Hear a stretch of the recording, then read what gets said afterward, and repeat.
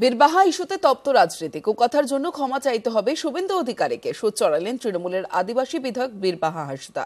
মন্ত্রী বীরবাহাকে কুকথার কথা অস্বীকার বিরোধী দলনেতার।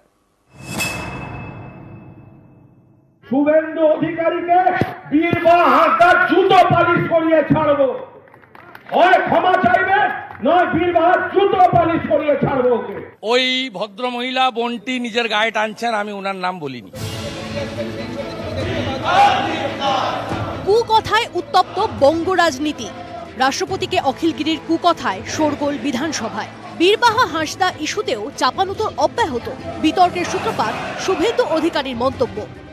এগুলো শিশু, এই দেবনাথ হাঁসদা বীরবাহা যেগুলো বসে আছে এগুলো শিশু, আমার জুতার তলায় থাকে। ওই ভদ্র মহিলা বোনটি নিজের গায়ে টানছেন, আমি ওনার নাম বলিনি। আমি ওনার সারনেমও বলিনি, বিধায়কও বলিনি, মন্ত্রীও বলিনি। শুভেন্দু অধিকারী অস্বীকার করলেও তাকে এত সহজে রেহাই দিতে নারাজ তৃণমূলের আদিবাসী মুখ বীরবাহা হাঁসদা। শিক্ষার অভাব এনাদের। আদিবাসী শুধু গলায় ঝুলালে আদিবাসী হওয়া যায় না। আদিবাসী মানুষকে যদি ভালোবাসতে হয় তাহলে সম্মান জানাতে হবে। যদি শুভেন্দু অধিকারী সত্যি শিক্ষিত একটা মানুষ, তাহলে অন্তত মুখ্যমন্ত্রীকে দেখে ওনার শিক্ষা নেওয়া উচিত এবং ক্ষমা চাওয়া উচিত। শুভেন্দু অধিকারীকে বীরবাহা হাঁসদার জুতো পালিশ করিয়ে ছাড়বো, হয় ক্ষমা চাইবে নয় বীরবাহার জুতো পালিশ করিয়ে ছাড়বো ওকে।